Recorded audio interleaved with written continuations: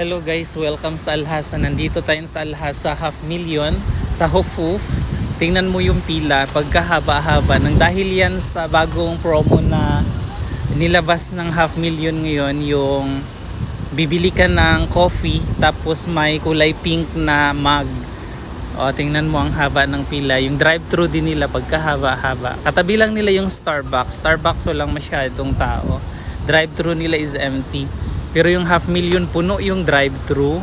Tapos puno din yung yung pila, ang haba hanggang labas. Ayun. Nang dahil lang yan sa mug nila, may kulay naman sila. Kulay black, white, blue, tapos meron din silang kulay gray.